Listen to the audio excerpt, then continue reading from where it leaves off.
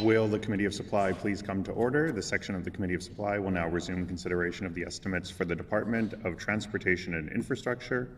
At this time, we invite ministerial and opposition staff to enter the chamber.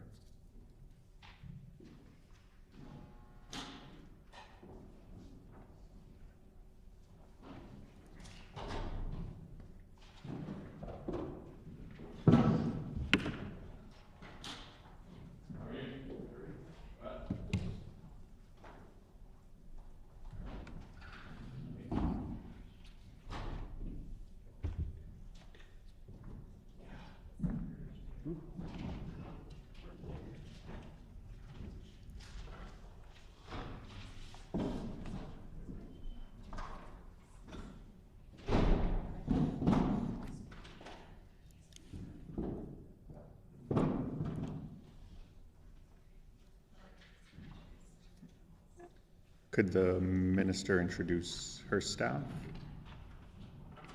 The Honourable Minister for Transportation and Infrastructure, introducing your staff. Oh, yeah, I can do that. It's the same folks that were here yesterday. We have Ryan Kloss is the Deputy Minister, Amber Zhang is the ADM and Executive Financial Officer, and Kira Shattuck is the Director of Ministerial Affairs.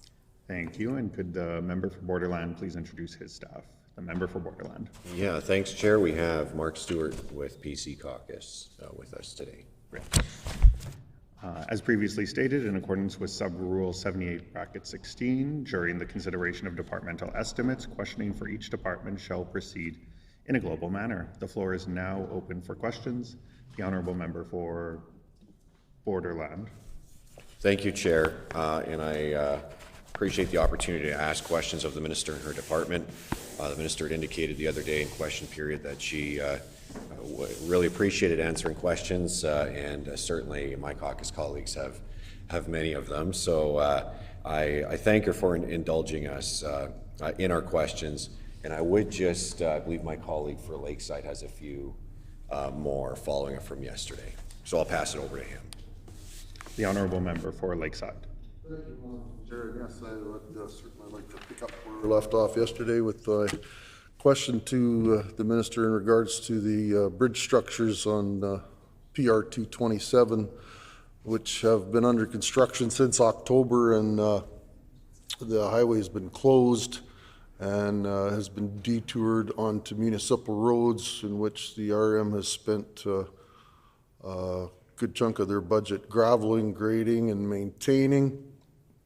Which the structures also appear to be complete, yet not paved. So my question to the Minister yesterday was maybe some timelines. I think the original project timeline was till July is what we've been told from the RM, and I'm just wondering, since the structures are complete and just the paving hasn't been, if there's an opportunity to bump up those timelines to ease the burden on the municipal roads and residents from the dust and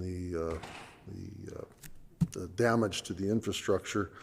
Right now, they're grading the road once a week just to keep it maintained for the traffic, the high volume of traffic and trucks that are going down there. And the RM has actually put aside $250,000 in their budget for the gravel and maintenance of these municipal roads that are incurring this high volume of traffic. So I guess my question is to the Minister, can the timeline of opening up 227 be expedited if it can't be paved right away? Maybe the suggestions out there from the RM and residents are reducing the speed limit so the traffic can still cross the structures. As I said yesterday, I had actually drove out there and looked at them myself. They're complete. There's a little bit more aggregate, I think, to put in there. Just some suggestions. But maybe the Minister can inform me a little bit more of some timelines there. And part of that question also would be, will they be compensating the municipality for the extra $250,000 that they budgeted maintaining these roads since October until whenever the project is complete.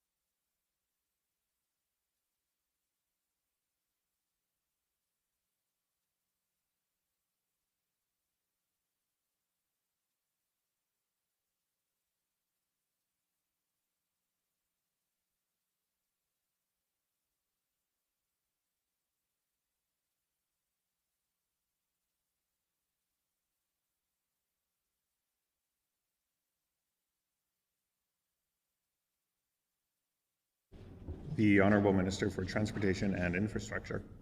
Thank you, Chair.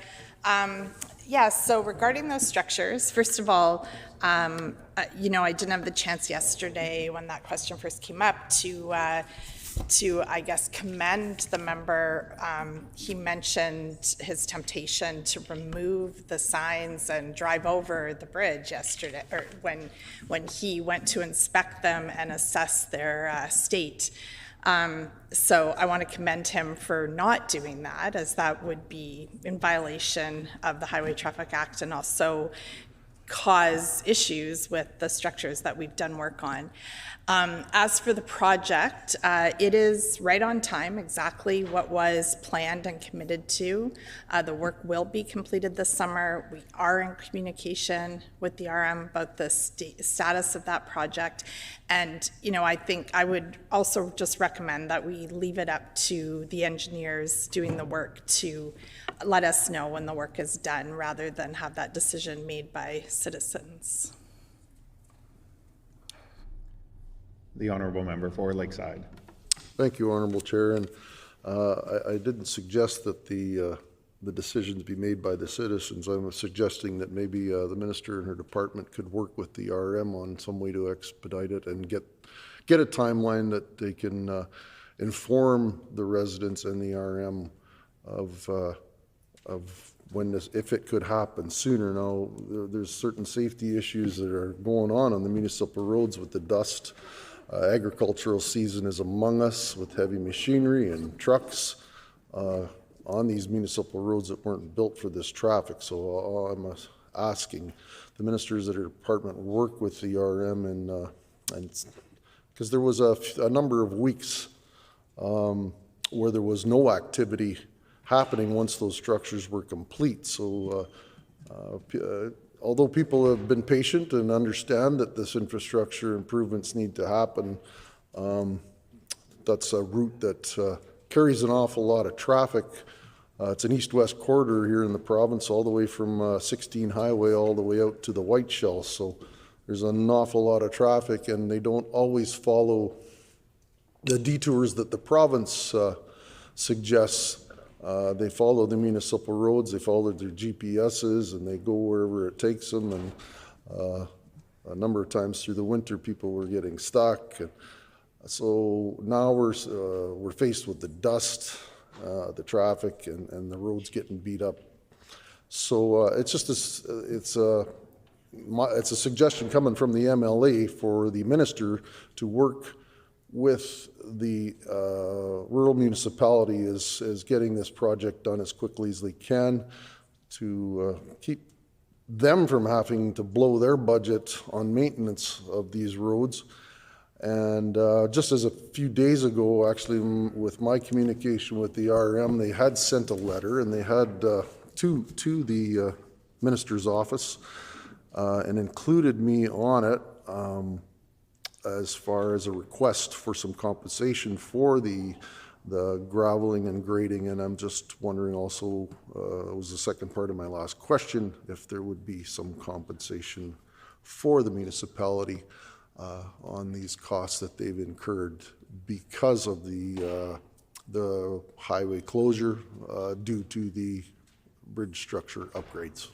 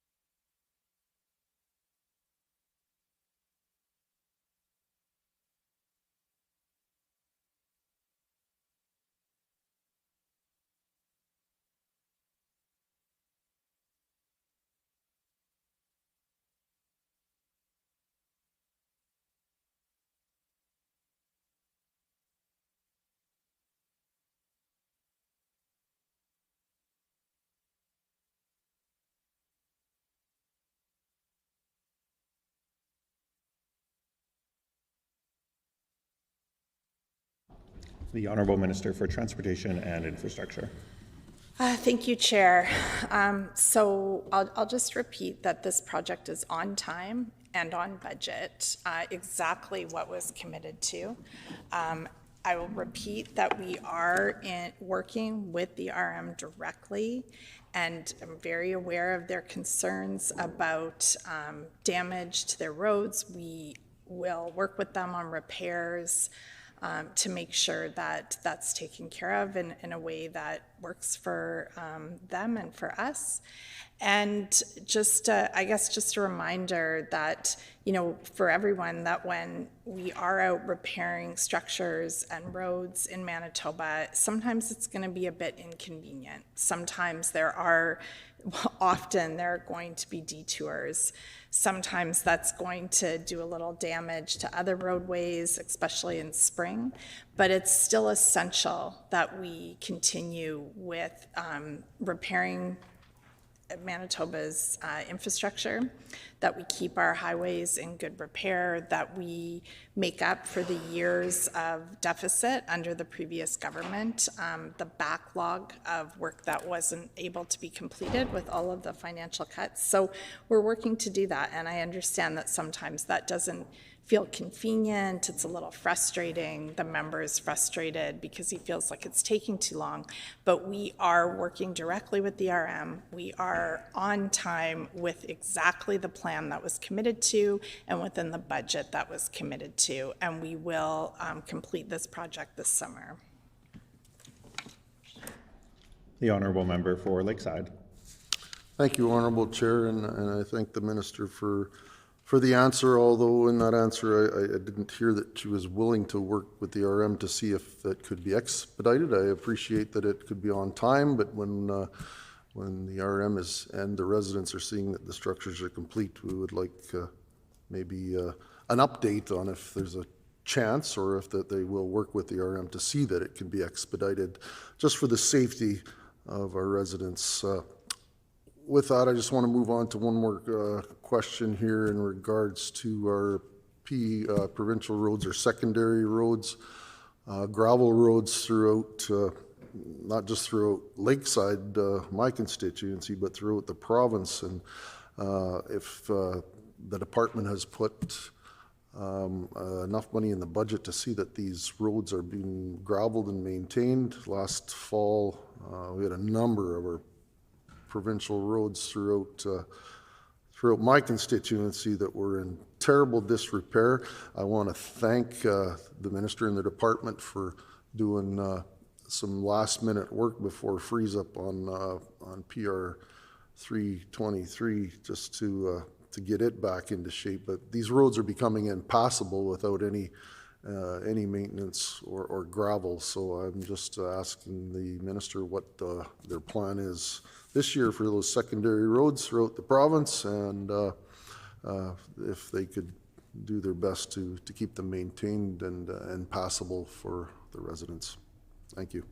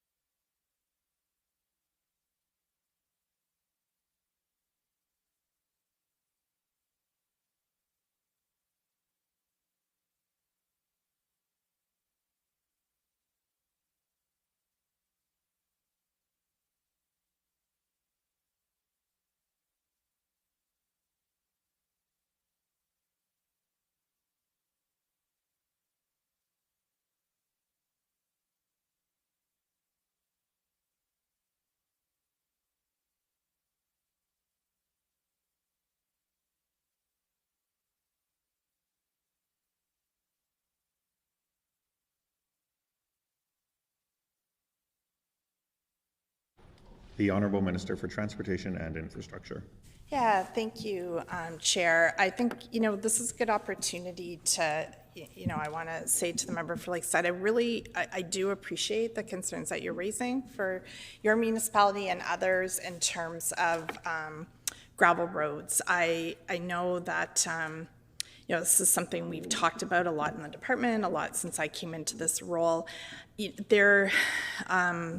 There was significant decrease in capital budget across the province, or in transportation for many years, which really slowed down the opportunity for long-term improvements to gravel roads.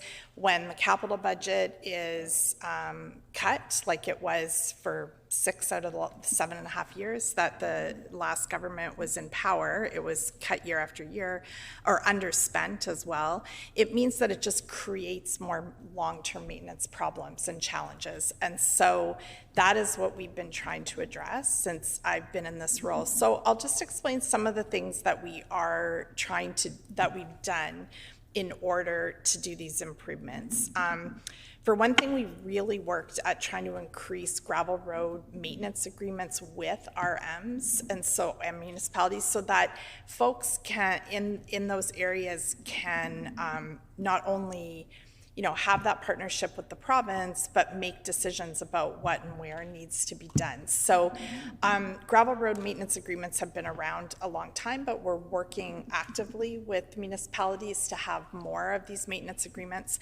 And one of the things that we understood that the rates that were being offered to municipalities were too low. So last year, those contracts, the rates we pay municipalities, we increased by 21%. So, which is way more motivating for municipalities to take part. There was a further increase to those agreements by an additional 2% this year. And then, so that's one step that we're taking to try and get more work done in a timely manner on gravel roads. We've also increased our capital budget, which is, well, it's not the maintenance portion of things. It will help with the long-term gravel road improvements. And then there's also our staff.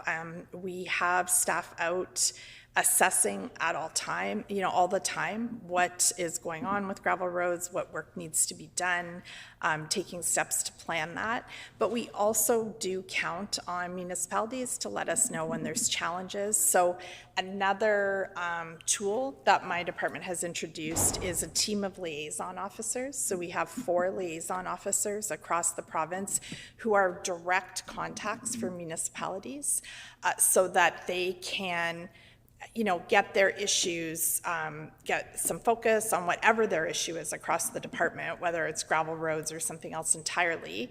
The liaison officer can direct them to where those concerns and questions need to go.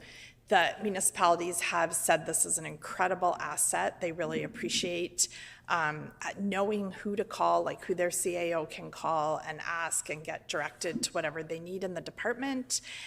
Those liaison officers often sit in on my municipal meetings with communities as well. So those relationships are getting stronger. It's still a relatively new position that we introduced. And so that I'm confident that having that direct contact from municipalities when there's an immediate problem will help us responding to challenges in a timely manner, because I'm sure the member knows that sometimes on gravel roads, everything can be fine one day and a problem the next, depending on weather or the use of the road or some surprise challenge that comes along. So we are working really actively and directing money in the budget to address these concerns. The honourable member for Lakeside. Thank you, Honourable Chair, and thank the Minister for that answer. I'm happy to hear that they're trying to work closer with and communicate with the municipalities. Just want to make note, though, and I had mentioned in my last question that there has been no response from her department, from the RM of Woodlands, on a letter that was sent to them. So just, if you look on page 31 of the supplemental estimates, it shows that you have a tracking metric for her department for certain things. So is there a time communication from this minister that they get back to municipalities? And then the other thing, going back to the timelines for 227. Now, that project was originally scheduled for 24-25. So if the minister considers that on time, I think they're on time is a year overdue. To me, that would encourage maybe expediting a timeline for completion on that. But does the department track how long it takes for them to get back to municipalities, or anyone for that matter, with correspondence? Because as I had said earlier, my municipality had sent them a letter a month ago and still no response in regards to the maintenance of these detoured roads. Thank you.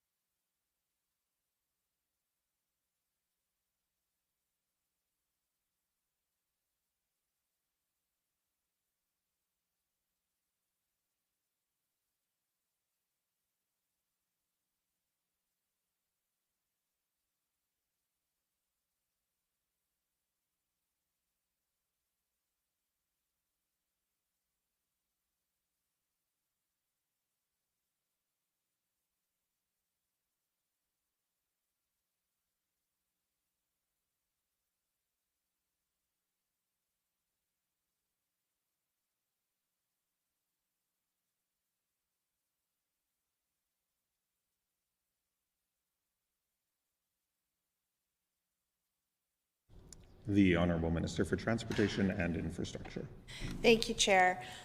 So I think the member is still talking about a letter from Woodlands, and so I just want to speak in general about how response happens from the department or from the minister's office. Obviously, people direct correspondence in a variety of ways. There's hundreds of pieces of correspondence that come through the minister's office, and we respond to them in a variety of ways. So sometimes there's a letter response. Sometimes my staff pick up the phone and call the CAO. Sometimes I have contact directly with the Mayor Reeve, depending on the relationship and depending on the issue.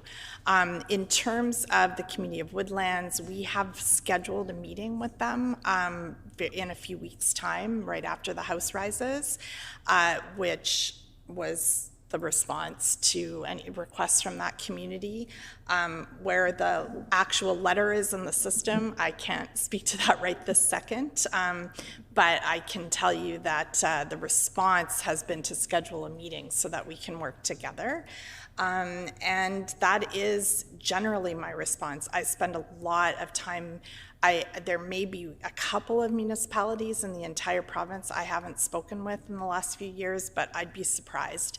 I've met with every municipality that has requested it. I have visited municipalities it is my absolute goal to have timely response and for us to build that positive relationship. I mean, really what my department does is serve municipal Manitoba. All of our infrastructure, except for the perimeter, is outside the city of Winnipeg. So that's where my work is, and that's where my department's work is. And we will continue to build those relationships and love to hear directly from communities. The honourable member for Lakeside.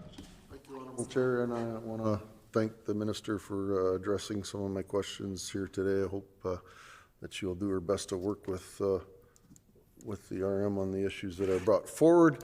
With that, I have no further questions. I'd like to turn it over to my great colleague from Midland to pose some questions. Thank you.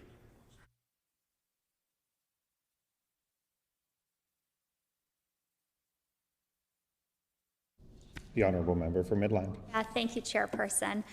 If the minister could please give a progress update as to where the project is at for the permanent bridge at over the Morris River at number 3, and whether that project is still on time to completion for this fall 2026.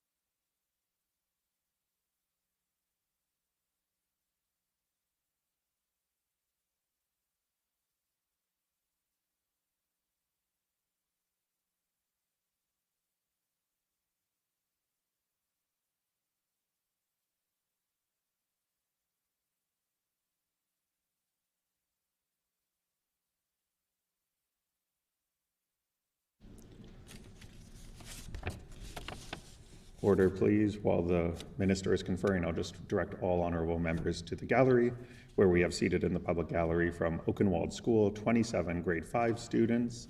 under the direction of Mary Ann Mitchler. This group is located in the constituency of the honorable member for Fort Garry.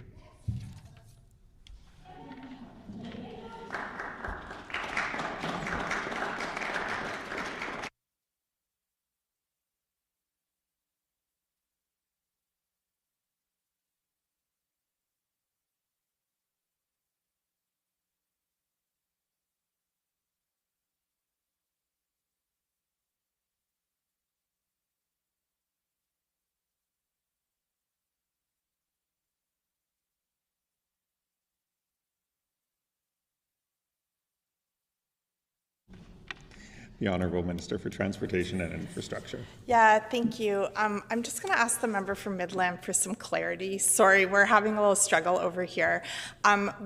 We thought we heard you say that it was on PTH 3, not PTH 75 over the Morris River. So if you could clarify. Yep, the Honorable Member for Midland, and I'll just remember all members that comments come through the chair. The Honorable Member for Midland. Thank you, Chairperson, and the Minister's one step ahead. I do have questions about the Morris Bridge at 75. I'm specifically asking about the bridge on the number 3 at Brunkild over the Morris River. There was an emergency closure of the bridge last fall, and a temporary bridge was put in. However, work has begun on a more permanent bridge. That work is expected to be completed by this fall of 2026. So my question to the minister is if she could just provide a progress report of how that work is going and if the expected timeline is still to be completed by fall of 2026. Morris River PTH 3.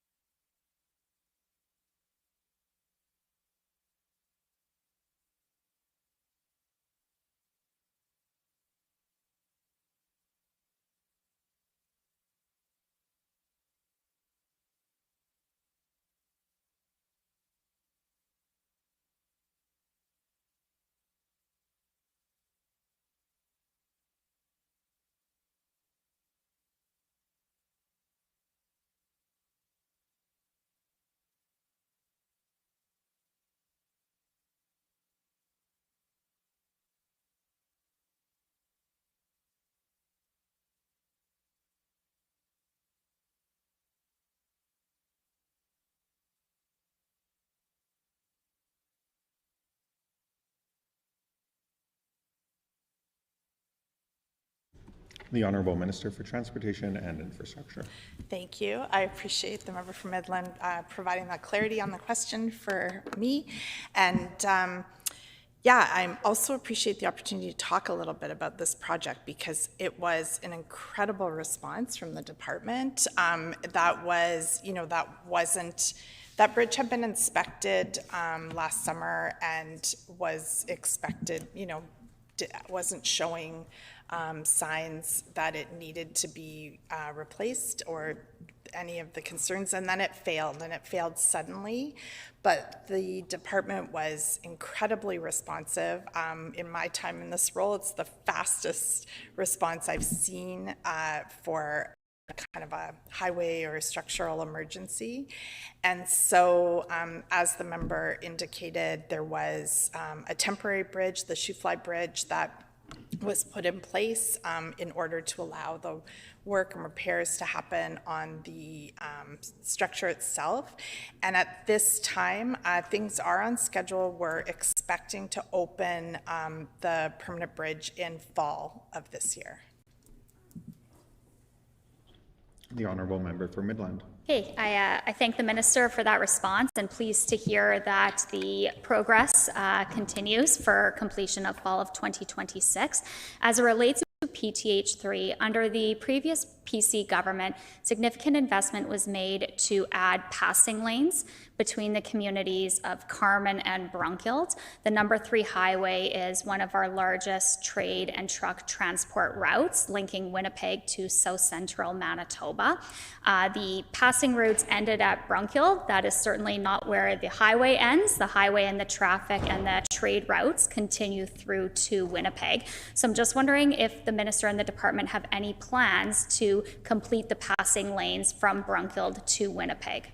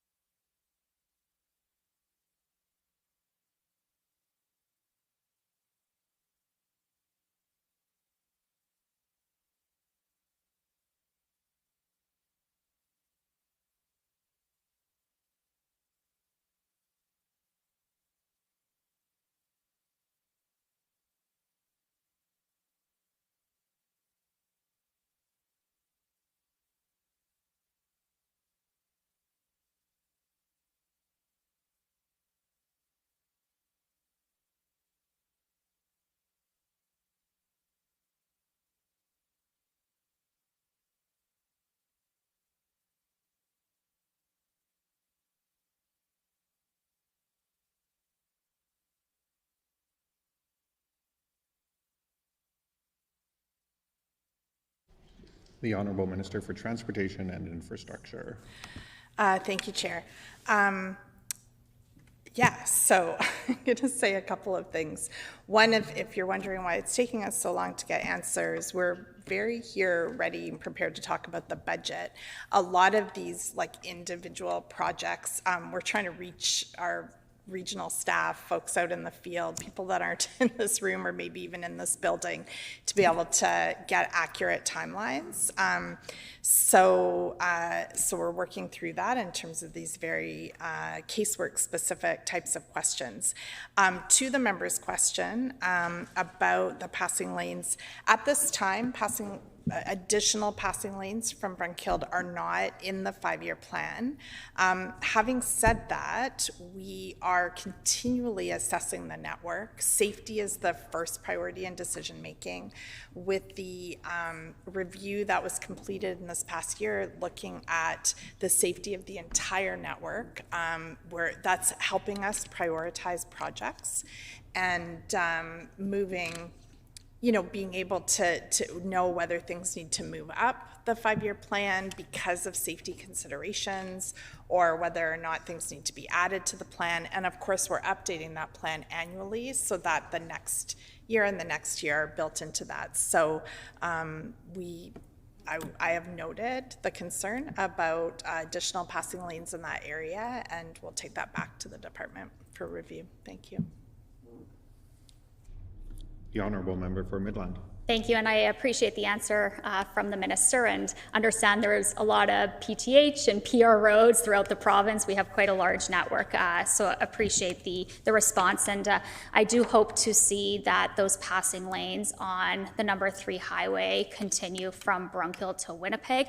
As I'd mentioned, the number 3 highway doesn't just stop at Brunkild. In fact, most of the cars and the truck transport continue on through to Winnipeg. As mentioned, it's a major truck and trade transport route for South Central Manitoba and links South Central Manitoba with the city of Winnipeg.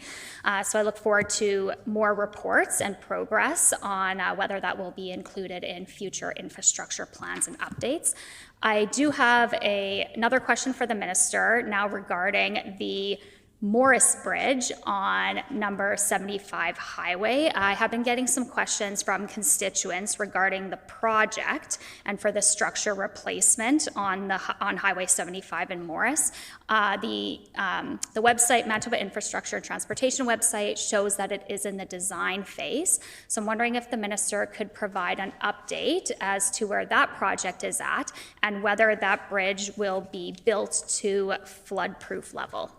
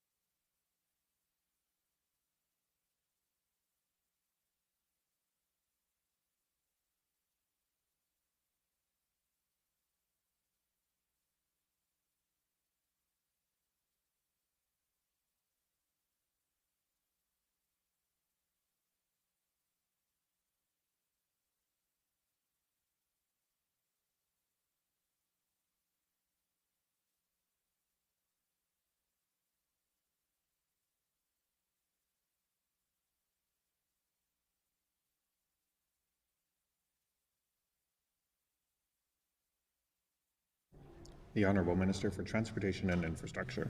Yeah, thank you, Chair. So PTH 75 structure at Morris is in the functional design stage or preliminary design stage, and that design stage is expected to be complete in 2027, with a detailed design anticipated to start summer of 2027. And I'm just trying to get you a construction date. And then so construction to begin summer of 2029. That we've already had the first round of engagement with the town of Morris and the rural municipality of Morris, as well as landowners adjacent to the project area. So that all took place this spring.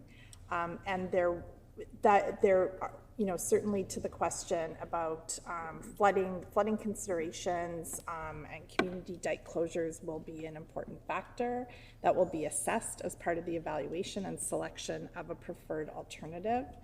And just there was also a public open house that was held in the town of Morris, and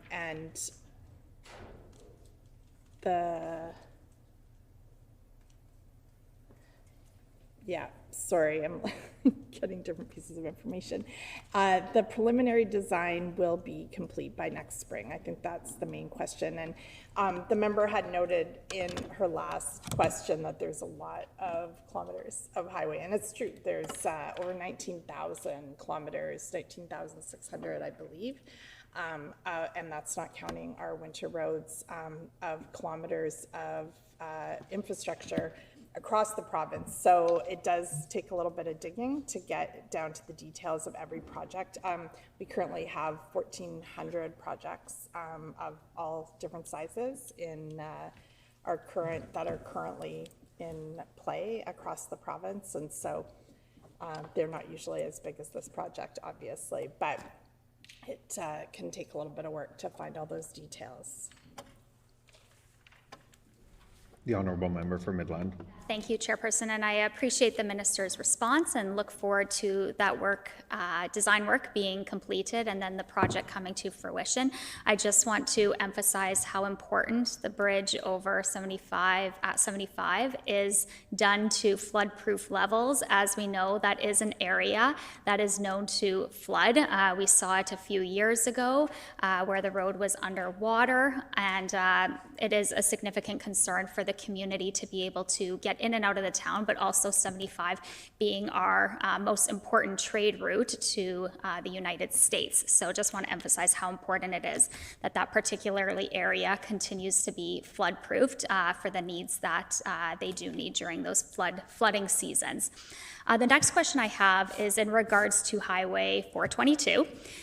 Which is from Rosenort to Highway number 23. There are a number of manufacturing plants and large farms located on that stretch of highway. This road significantly deteriorates every single spring, summer, and fall. And I recognize that the department has put some work into it in fixing it up. However, it does deteriorate fairly rapidly as it is not up to RTEC standards for the needs of the industries that are there and continue to grow from that area. In my conversations with the arm of Morris, they are willing and have expressed interest in working with the department and the minister in order to bring that stretch of highway up to the standards that that growing community needs.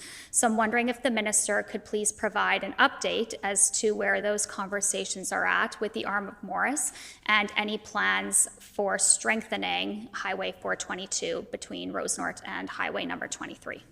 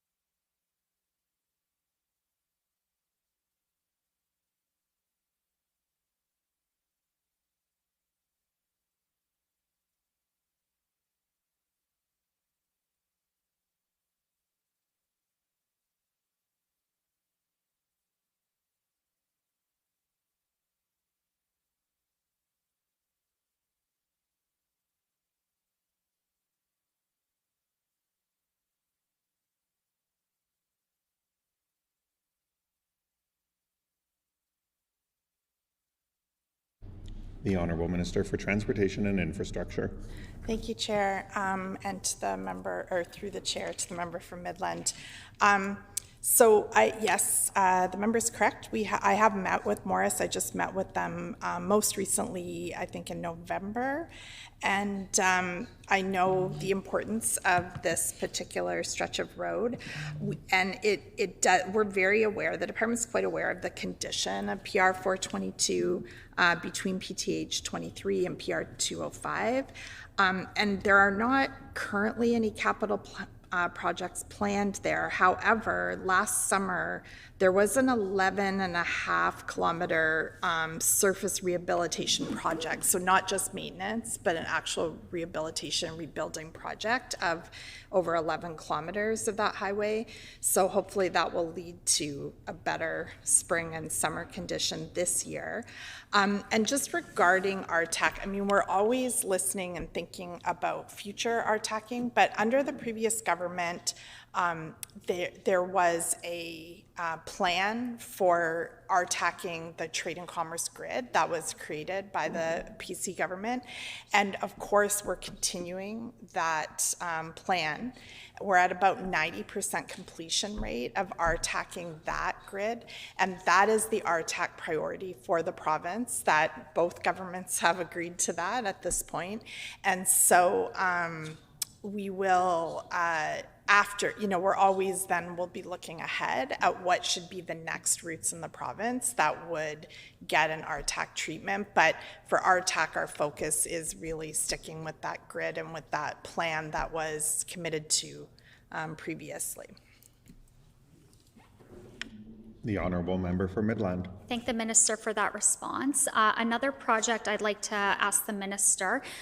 At the intersection of the number 2 highway and number 13 highway at Elm Creek, we have 2 major highways crossing each other with a significant amount of traffic, car traffic, commuter traffic, and truck traffic. There's been a number of accidents.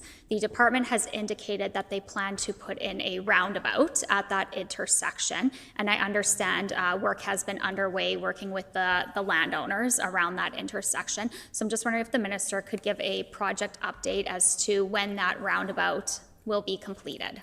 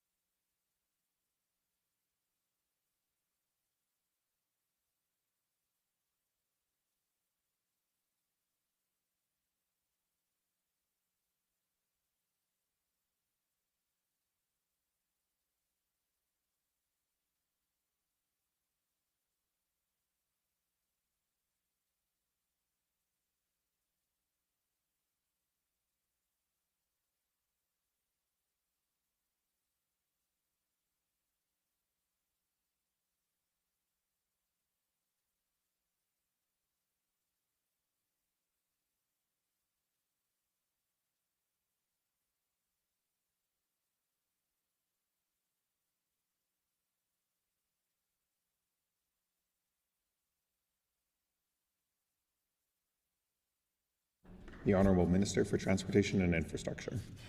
Thank you, Chair, and I thank the member for the question. This is a good opportunity for me to just talk a little bit about our road safety priorities, and that is, really the focus of our government is how to make every intersection as safe as we can using modern engineering techniques and designs in order to take away to minimize driver error.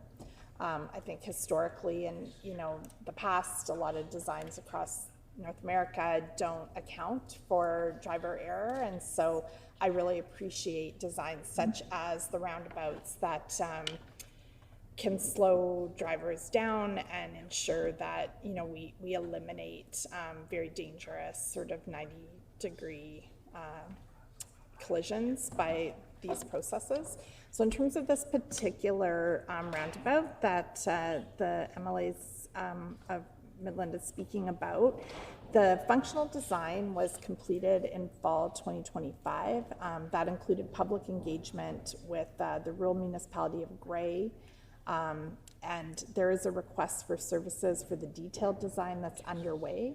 And the department anticipates detailed design to be completed by fall of 2026, with construction beginning in spring of 2027 and substantially to be completed by fall of 2027.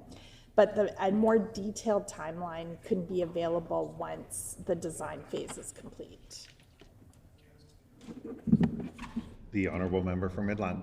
Thank you, Minister, for that answer. I appreciate the details and the timelines that the Minister is providing to me today. The last question that I have is specific to Highway 330 from the perimeter to LaSalle specifically.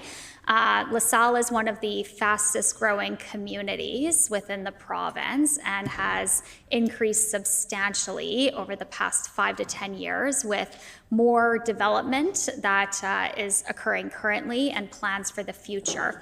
So with the growing younger families that are moving into this community at quite a significant rate, does the department have any plans as to what they plan to do with Highway 330 specifically? It is a undivided highway, like I had mentioned. Since I certainly moved there 10 years ago, it's almost doubled in size. Since we're only about 8 minutes away from the perimeter, we have a number of commuters that come in and out of Winnipeg in order to work, go to sports, groceries, and things like that. So if the minister could just give me an idea as to if the department is monitoring the level of traffic on the 330 from LaSalle to the perimeter, and more importantly, what plans there are for that intersection at 330 and the number 1 perimeter. There was a time when they were looking at some significant investment to better connect the 330 into the Kenaston interchange at the perimeter and Kenaston. So I'm just wondering where the department is at on that and what the plans are.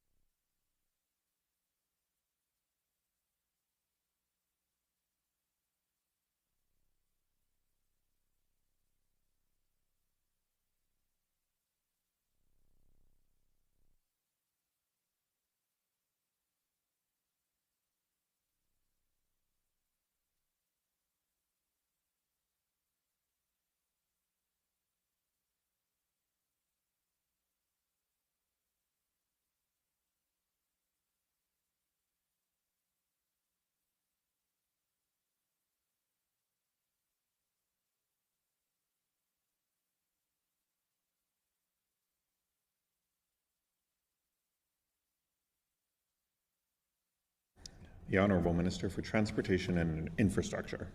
Thank you, Chair. So this stretch of highway is in LaSalle, I believe the member said, and LaSalle was one of the municipalities that I recently met with through the Association of Bilingual Municipalities. And we had a really good conversation there with those municipalities about kind of regional projects and priorities that, you know, would serve a large area of people. So I'm continuing that conversation. As for this particular, for the twinning and the intersection around 330, that has been reviewed by the department.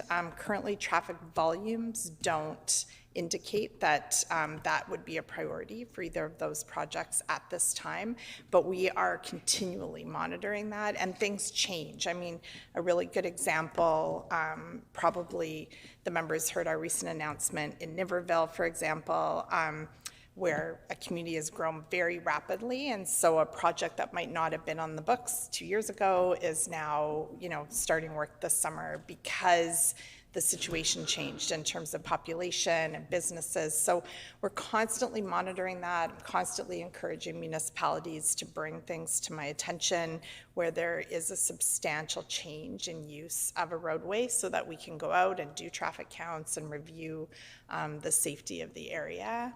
And I would encourage that, you know, just say that we're continuing to monitor this particular area as well. The Honorable Member for Midland. Sorry, just a quick clarification for the minister. Did she meet with the arm of McDonald, where the town, where LaSalle is located within that rural municipality? And if so, when?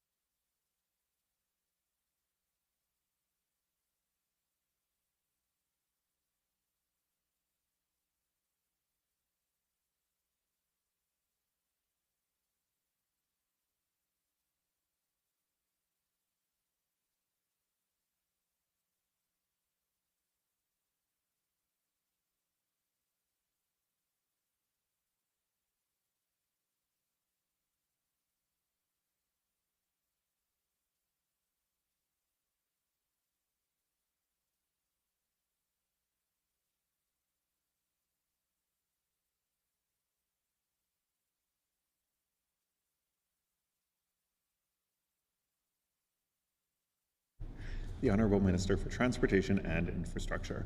Thank you, Chair. I did misspeak in my last question because I didn't know that that the MLA was speaking about a project in the RM of McDonald.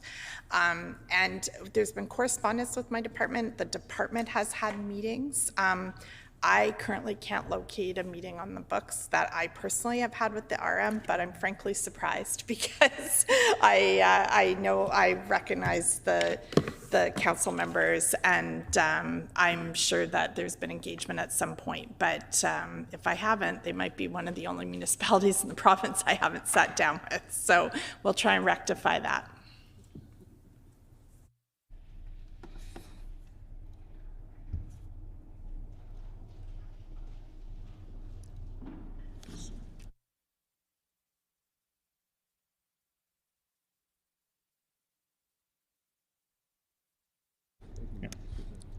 The Honourable Member for Borderland. Thanks, Chair. And again, you know, I want to thank the minister and her staff for obviously indulging us today and yesterday. And this is an important process. You know, 500 and some million to our highways budget, and of course, as the minister said, 19,600 kilometers. So it is a very substantial undertaking to manage and you know, ensure safety for motorists, ensure that there's economic development as a result of the projects that are done, and also to ensure that they're kept up to standard and meet the needs of growing communities. So, yeah, appreciate the answers to specific questions. I do have questions with regard to the budget that I think the minister would like to talk about as well. But I do, before I get there, have just 3 questions. I have many projects, many highways that you know, I could talk about in my constituency that are in real need of repair and overhaul. You know, I think of just for the benefit of the minister and her staff, but you know, I'll raise them. So there's the 4-mile section south of Morden on PR 432. It did receive some attention last summer, so that was good to see. However, that highway is notorious for falling apart given all the gravel pits in that area. There are school buses that use that route. You know, you've got visitors to Stanley Park that'll use that route. And of course, you know, local residents who use that route to get to and from work and do their daily business. So that's an area of concern, as well as the stretch north of Morden on that same highway for, I believe it's the 428 actually, north of Highway 3. And so the road numbers change there, but the Highway 3 and 432 junction, north of that, I think is considered the 428, and that highway is also, I mean, pothole city. So there's that, and then north of Winkler, actually the highway north of Winkler, from the junction of 14 and 32, that stretch north of Winkler all the way to Roland is actually the 428. So I misspoke. So there's 2 highways. One runs north of Morden, and it is that's the 432, and the highway north of Winkler is the 428, and that highway as well is just in absolutely terrible shape, has been for many years, and is in need of real attention. So, and then there's the 201 east of Highway 32, you know, pretty well to 306 for sure, and even to Altona is in rough shape. So anyway, like I said, you know, I've given the minister and her staff some highways to look at, and of course I intend as the local MLA to continue to advocate for their upgrades. I know, you know, there is a significant infrastructure deficit in our province, and the provincial budget right now is only $500 million a year, and so it is, of course, a challenge to to fix all these highways, all these problems at once. That said, I did want to specifically ask about Highway 14, which this year has just absolutely deteriorated. It is a very important highway used by commercial truck traffic, heavily used by commercial truck traffic heading either to Winnipeg or south to the United States through the Emerson border. You know, I have serious concerns, as do many residents, about safety along that highway. But I'm just wondering, and I do see in the 25-26 update that the minister tabled in question period just the other day that there is a project in the capital plan. However, I don't see a date for it. But I wonder if the minister could talk specifically about when Highway 14 east of Winkler to Highway 75 will receive attention. While the minister confers with her staff, I'll just direct all honorable members to the public gallery, where we have with us the Oakenwald School, 27 grade 5 students under the direction of Marianne Mitchler. This group is located in the constituency of the honorable member for Fort Garry. Welcome here.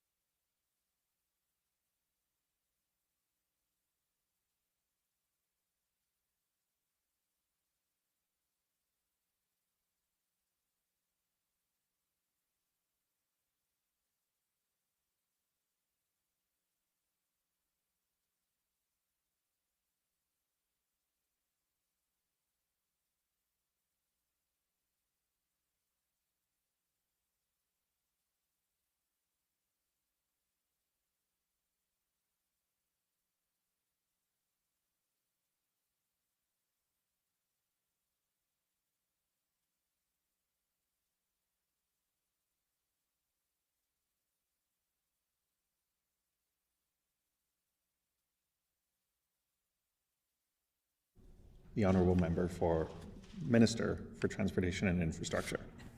Thank you, Chair. There was a lot of questions embedded in the last question, so I'm going to see what, got a bunch of answers to throw. We'll see what sticks, and if I miss anything, the member can let me know.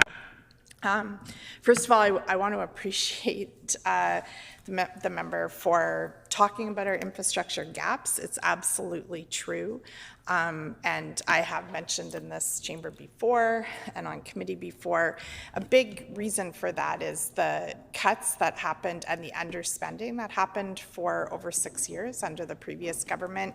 There were years where the infrastructure budget was underspent, you know, where the government spent barely over $300 million.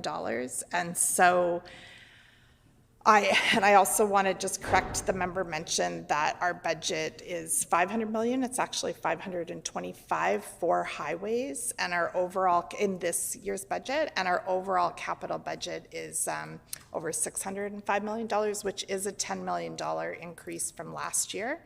And we're really working hard to spend. I think part of the problem has been an underspending of budget in previous years and under the previous government, but we're really working towards spending everything that we budget. Sometimes a challenge if projects get interrupted for any number of reasons, that can be a challenge to meet that, but we're working at that. So as for some of the projects that the member asked about, right now we have an intersection improvement at Wilcox Road on 432 south of Morden.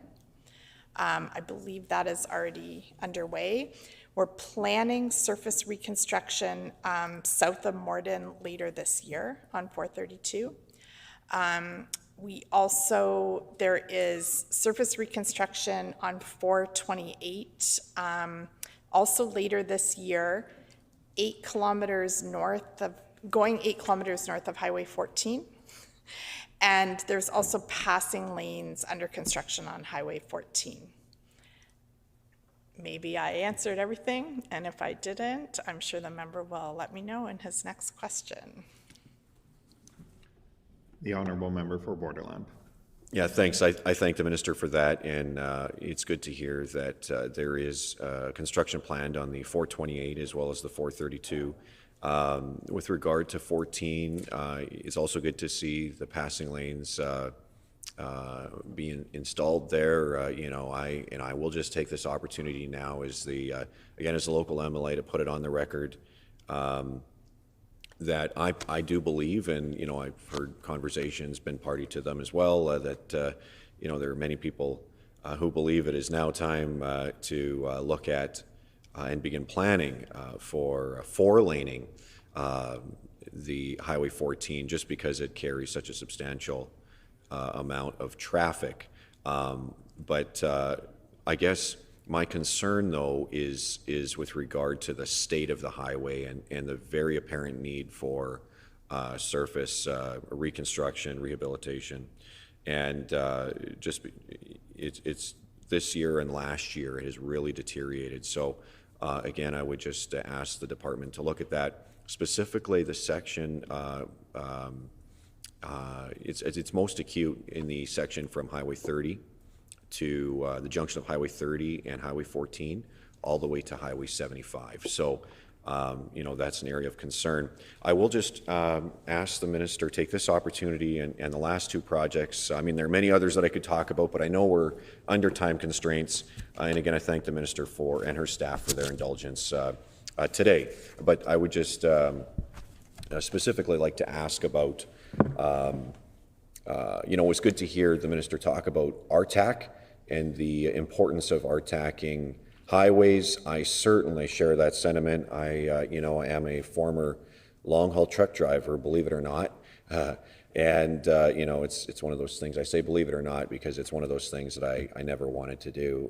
My family are heavily involved in the trucking industry, and my extended family, I should say, a lot of uncles who drive truck. And they do great work, and I know I represent many truck drivers as well. And I'm proud of that, and also proud of the fact that I do hold the Class 1s and I'm a truck driver, have that experience. But that was something growing up that I I never wanted to do, and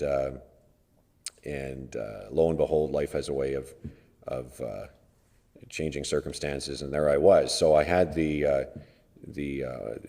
pleasure of driving truck long haul for about 2 years, and certainly in that experience have learned a lot about the importance of RTAC. And there's a huge gap in the eastern part of my constituency, particularly from Highway 200 near Dominion City to Highway 59. That stretch of the 201 is also on the 5-year capital plan. However, there's no date attached to it, no indication of when this project might happen. The department appears to peg the project cost at roughly $34 million.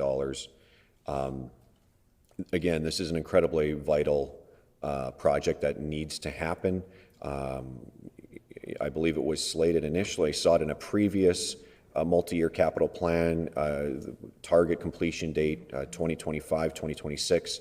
However, in this year's departmental update, I don't see the project timelines in there. I see the project in there. So I'm just wondering if the minister could provide an update on that, and again, would strongly encourage the minister and the department to undertake that project as soon as possible. There is a very substantial need there for that project, for the 201 to be RTAC'd from Dominion City to Highway 59. And then secondly, I would just ask about Highway 32, south of Winkler, all the way to the U.S. border. I believe there was a plan to pave the shoulders of that road, Highway 32. Again, that's a heavily oversubscribed highway with real safety concerns, and really those shoulders should be paved. And you know, if the highway really should be widened as well. And frankly, 4-laned. I'll take the opportunity as the MLA to put that on the record as well, and make a request to the minister and department to begin planning for 4-laning Highway 32 from Winkler all the way to the U.S. border. But I'm wondering specifically if the minister could indicate whether or not there's any plans to pave the shoulders of Highway 32 south of Winkler.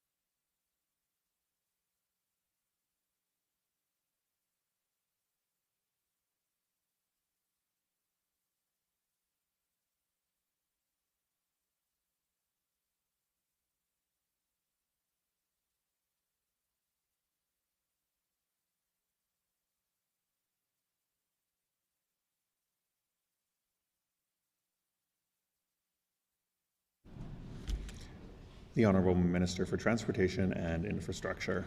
Thank you, Chair. The department is still working on a response to those, the two items that the member asked about. But I know, so I'll just mention, the member brought up his background in long-haul trucking. So I just thought I would mention too, my older brother also was a long-haul trucker, and I think like the member across the way, that was not his life dream, but it's how he put himself through university. So I grew up with an older brother who was a trucker, and certainly in this role, I think the member can appreciate that we, a lot of the relationship of the Minister of Transportation is with Manitoba Trucking Association, with truck drivers across the province. So that's also a really, really good source of information for us on highway challenges and repairs that need to happen, budget priorities. So I really value that relationship with Manitoba Trucking Association and with all of the individual truckers that I've met along the way. And, certainly a lot of the work of our department is encouraging road safety and through the Highway Traffic Act, through our motor carrier enforcement officers, making sure that truckers are using the road as they should and in a safe way. So that I'll just flag that as part of the work of our department, and the budget is that very, very important work of our motor carrier enforcement officers to both support trade and the trucking industry, as well as to support all road users in making sure that our roads are safe.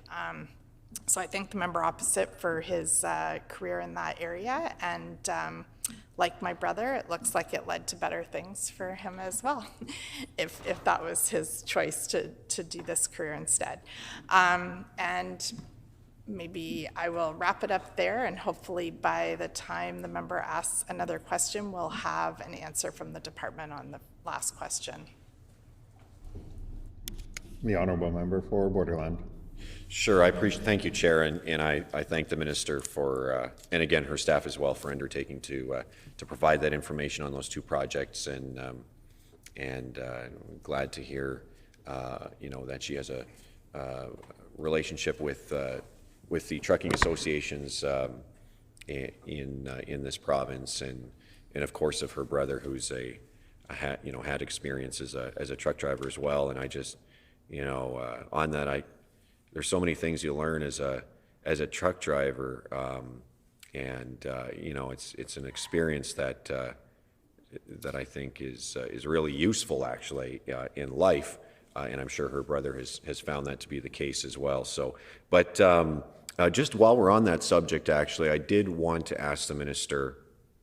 And I've had constituents ask me these questions, and I've had many conversations about trucker safety in my area, and many of them want to understand, how does Manitoba, how does the Department of Transportation Infrastructure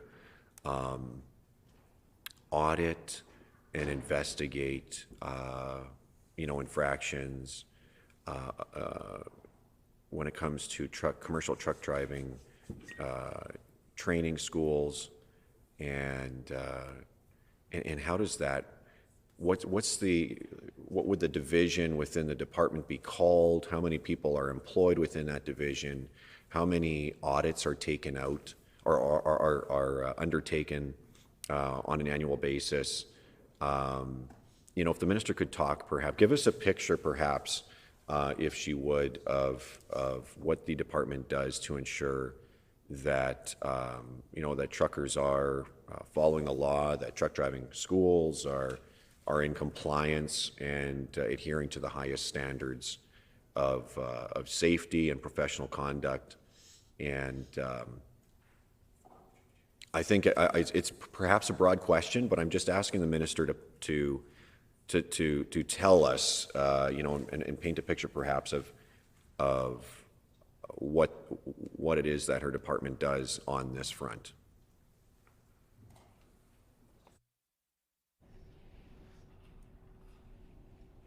While the Minister confers with her staff, I'll just direct all honourable members to the gallery, where we have our Friday public tour guests joining us in the gallery. So welcome to the Committee of Supply in the Chamber.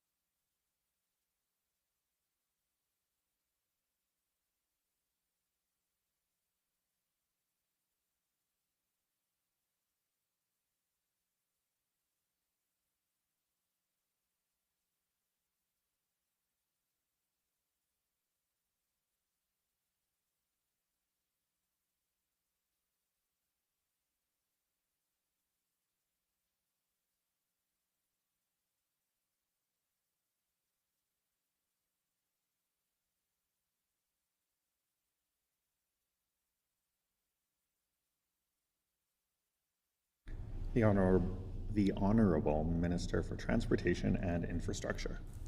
Thank you, Chair. I'm very close to having answers to the last question, but maybe by the time I'm done speaking about the trucking industry, I will fully have the timelines that the members asked about.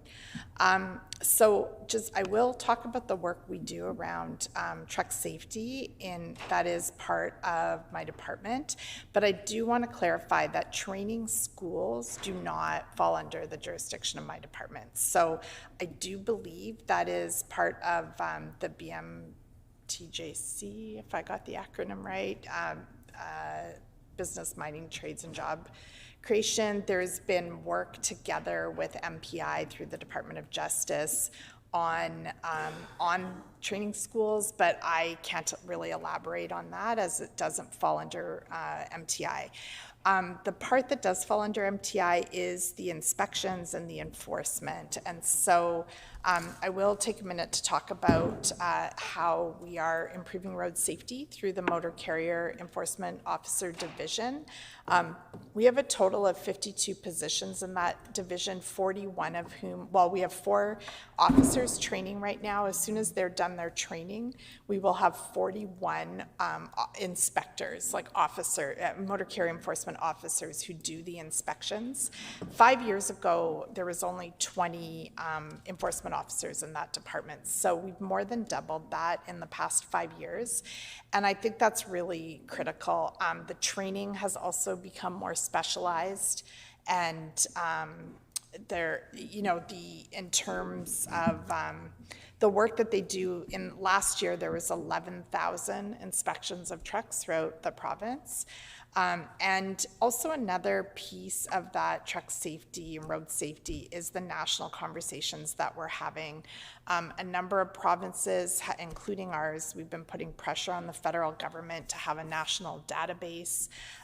One of the things that I was very concerned about as soon as I came into this job, there was something that was kind of in the middle that had been happening under the previous government, and then I inherited, which was a couple of companies were shut down. They had their safety certificates revoked, but were immediately able to set up shop and continue doing business running out of a different province. And so I think we can all agree on every side of the house that's really bad for Manitobans, and to know that companies that we've deemed not safe enough to be operating in Manitoba can just quickly move their operations to Alberta and continue to operate on our roads.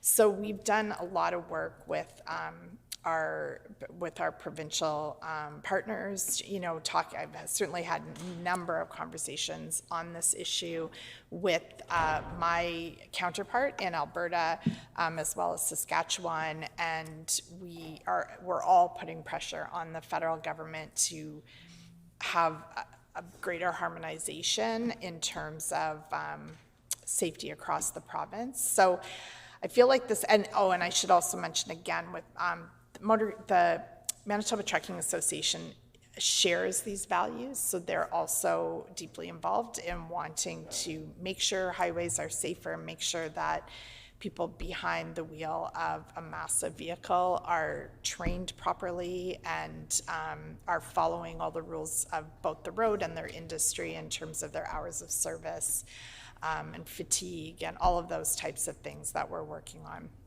So that's the answer to the most recent question.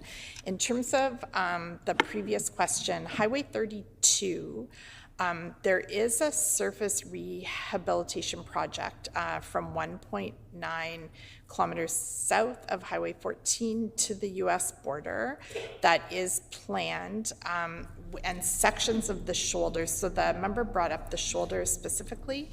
Sections of the shoulder will be considered and built in as part of that project when that happens. I can't give a precise timeline, but that is in the plan. In terms of Highway 201, my understanding is that is a part of the trade and commerce corridor, and I'm just trying to get a date. That was for the design phase. Okay, so we're looking at design for that upgrade starting in 2027. The honourable member for Borderland. I thank the minister for that update, and I think my constituents will appreciate that as well. So with regard to those projects, and you know, it's good to hear the minister talking about the need for a national approach to trucker safety. You know, the minister brings up, you know, the fact that trucking companies with multiple infractions that are shut down in one province can then just immediately reopen shop under a different business number, perhaps in a different province, and continue with the same, you know, dangerous behavior. So that's a concern, and I fully support a national approach to this. And of course, you know, the minister encourage the minister and her department to continue those conversations with their national counterparts. However, I know we're under a time constraint here, and I just will pass over to the floor to my colleague and friend from La Vérendrye, who has a few questions also. The honourable member for La Vérendrye. Thank you, Honourable Chair. And the last question from my colleague from Borderland will be a good segue into my first question. And I appreciate the opportunity to ask some specific questions of the minister. In the last couple of years that I was the critic, I didn't feel it was appropriate to take time to ask more constituency relevant questions. So glad to have the opportunity today. So I'd like to start off with Highway 201 and the reconstruction and RTAC upgrade project from Highway 59 to 302 through the community of Vida. This is something that I had passionately worked on during my time on municipal council for the Arama-Sturtburn. It was truly a collaborative approach that was taken to showcase to the province at that time the importance of this project for the economic benefit of that far southeast corner of the province. The town of Vida is truly the hub of that far southeast region, providing the essential services as the essential service businesses, as well as the hospital and school. Along with that, a growing manufacturing business that has really been held back over the last decade as a result of not being able to access an unrestricted highway. That manufacturing business brings millions of dollars into the province of Manitoba from across our country. Their products are shipped from coast to coast and come out of the small community of Vida. Along with that, the 201 portion is an economic connection corridor between Highway 75 and Highway number 12. And provides commodity transportation throughout that region. So the project was committed to under the previous government in 2022 with a timeline of completion 2025, 2026. It's something that I've brought forward as the MLA together with the concerned municipalities that have been in support of this, the Chamber of Commerce, as well as Sunrise Corner Economic Development Corporation. And this is something that is at the forefront of importance for that region. In the 5-year capital investment plan that this minister's brought forward this year, we see that it's listed there, but we've seen the elimination of timelines from that report. So there's no longer a date that's associated with the completion of that project, and we see that it has jumped in cost from 27 million to 34 million. So just like to have the minister clarify for the committee today and for the people of Southeast Manitoba that project is still on schedule to be completed and if the minister could update committee today as to when the projected completion date of that project will be.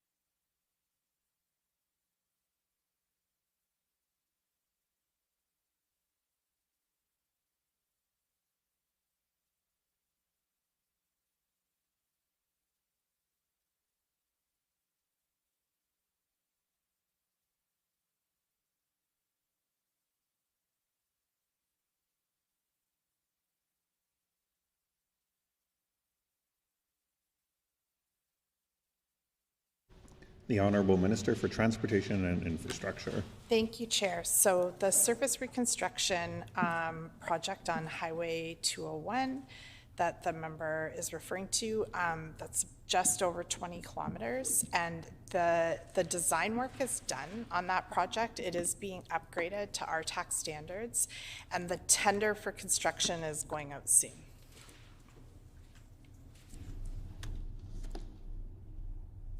The Honourable Member for La Vérendrye.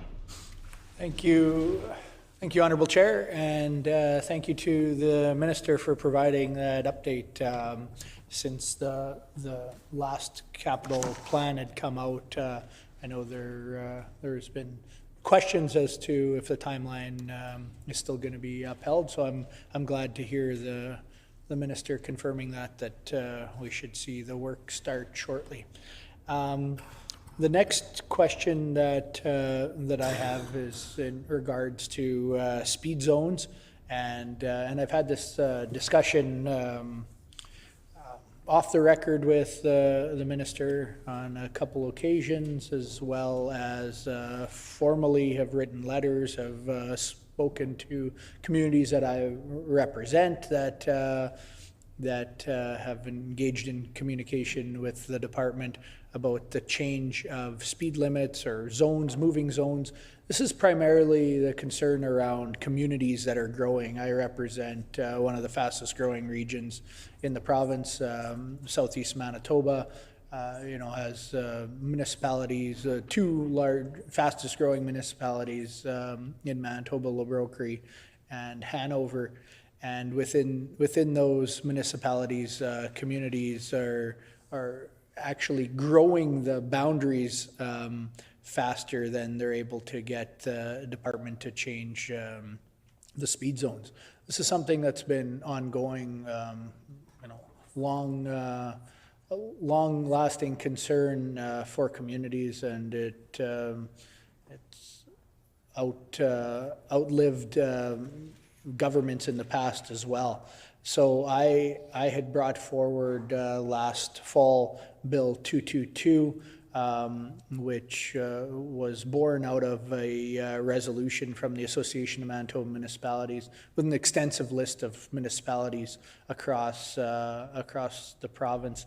In fact, gaining unanimous support at the AMM convention to give more authority to municipalities in changing where their speed zones start and end. And unfortunately, the government had spoke out that piece of legislation and spoke negatively to it, which I know that words were put on the record for the justification to that. But my question is more specific, but I'll also include the broad aspect to it, is to if the minister is doing anything to more rapidly respond to these requests from municipalities and communities, and then specifically PR 210 through the community of Marchand. This is something that has gotten media attention across the province. That's a community that's growing, and along with that has a campground, Twisted Root Campground, which nearly attracts 1,000 people each week. So heavy traffic through that community on a Friday afternoon as expected. The community has spoken out about the placement of where speed zones start. The reduced speed zone starts after the turnoff to this busy campground, and it starts within town limits, within the limits of the sidewalk. So we have children, families walking to and from the campground along a sidewalk on a very busy highway that has a 100-kilometer-an-hour speed zone. This is rightfully so created outcry by families within that community. And it's a simple answer. The request was made by the municipality. The request was made by the community themselves to move the speed zone. But it's a prime example of the backlog in response to speed zone changes within growing communities of Manitoba. So I'd like some clarification from the minister in a broad sense, what's being done to more rapidly respond to these concerns, and specifically Highway 210 in the community of Marchand, if there's been anything done, because the community as well as the municipality have yet to get clear response from the department.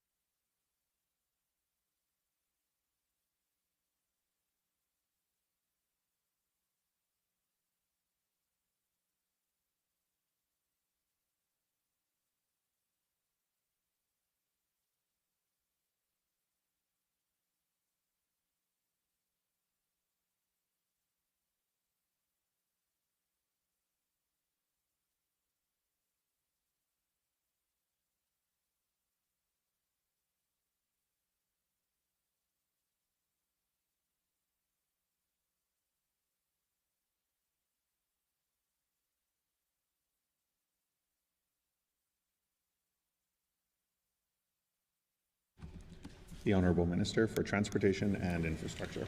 Thank you, Chair. Actually, I'm really happy for the opportunity to talk a little bit about speed limits and speed zones, rather, in municipalities. So this is a complex issue in terms of, you know, I hope that the member opposite doesn't think that it's a good idea to have a patchwork of speed zones across the province on provincial infrastructure. Without involvement from the province, there would be a lot of unpredictability and a lack of information available to travelers about what they could expect on speed zones across the province and across the infrastructure that is owned and maintained by the province. However, having said that, the review of speed zones and the timely response to municipalities is very important to me. And I just want to give a little bit of history on this issue. Back, prior to 2019, the practice of setting speed limits was split between MTI and the Highway Traffic Board. MTI was responsible for decisions on setting speed limits on provincial roads, and the Highway Traffic Board was responsible for reviewing recommendations and setting speed limits on provincial truck highways. Under the previous government, they canceled the Highway Traffic Board at the same time that they basically got rid of a lot of positions and underfilled positions in MTI. So that by the time that I became the Minister of Transportation and Infrastructure, the backlog in this area was years, literally years, so anywhere from 2 to 5 years, depending on what, the types of requests and the type of work that was involved in reviewing it. So, every time I would meet with municipalities, and I'd encourage them to put in their requests, because there's a very easy process. Municipalities simply need to pass a resolution and submit their request. But of course, that would lead to frustration when the backlog that was created by the PC government, even as the department worked at it, it's hard to catch up a backlog. It continued around at the same pace as they tried to be responsive. So we worked really hard on coming up with a solution. There is now a dedicated team of engineers in the department. We made a commitment to clear this backlog within this year. And so that team came together just a few months ago and have already cleared over 30% of the backlog. It doesn't mean that every municipality will be happy with the answer, but there's basically 3 responses that will go out to municipalities. Either their request will be approved, or their request could be denied, but they will have it explained to them why. And in many cases, additional information is required. So the engineers are reviewing each of these for all the safety considerations and technical considerations. It has been a really incredible process of getting through the backlog since February. I believe that, there was at least 144 different reviews that, as far as I can remember, that they were looking at starting just a few months ago. So we will have, I think municipalities that are waiting, and I've been able to communicate this directly with a number of municipalities, that if they're still in the backlog, we will be clearing that in the year ahead. I've been able to encourage municipalities who are simply now asking for the first time about a review, that they can confidently pursue the process that's in place, knowing that it will be looked at in a timely manner. So I hope that answers the member's question. The Honourable Member for La Vérendrye. Thank you, Honourable Chair, and I'd like to thank the Minister for responding to that, and I'll pass that message along to the municipalities that have been struggling to get a response now for 2.5 years. Another concern that I have is around the D20 drain, provincial drain, and the Turon Creek that has affected some very large-scale flooding for the fastest-growing city in Manitoba, which is Steinbach, and together with the RM of Hanover.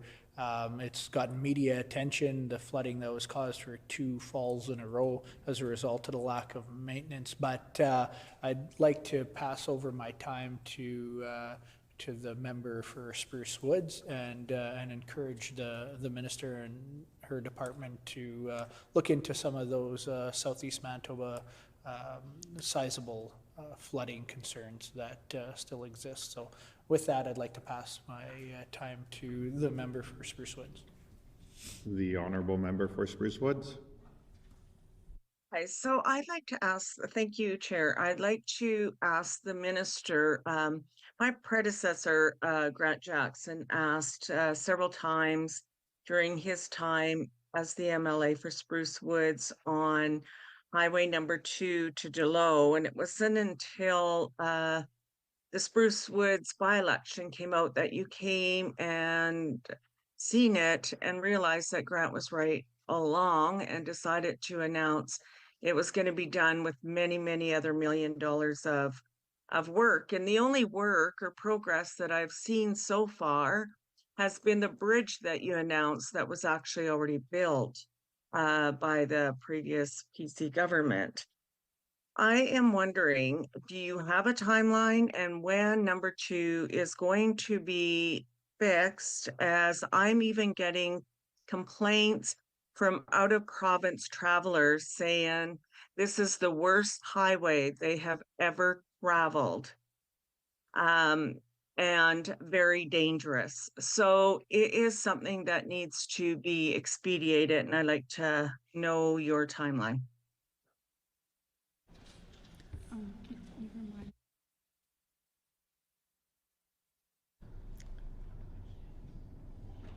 While the minister is conferring with her staff, I'll just remind all members that comments should come through the chair and not directly to members opposite.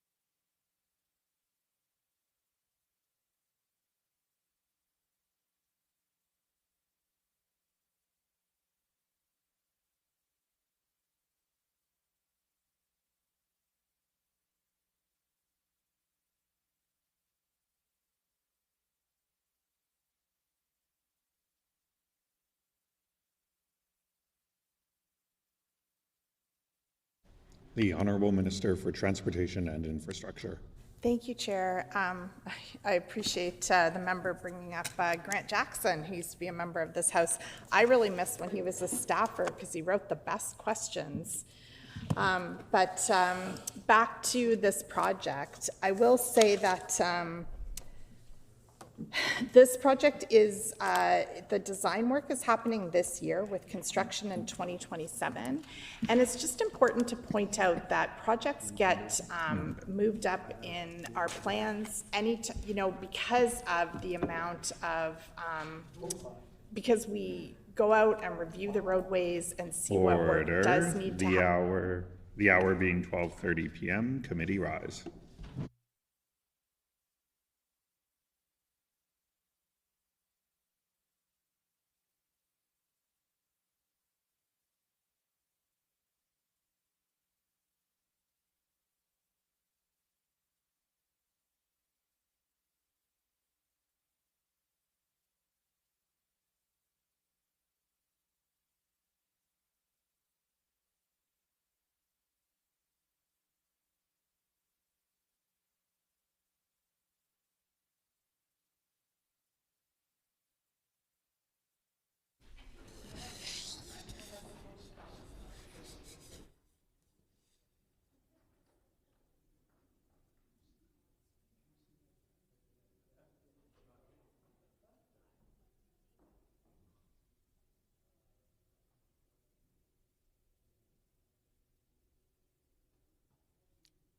The hour being 12:30 p.m. This House is adjourned and stands adjourned until Monday at 1:30 p.m.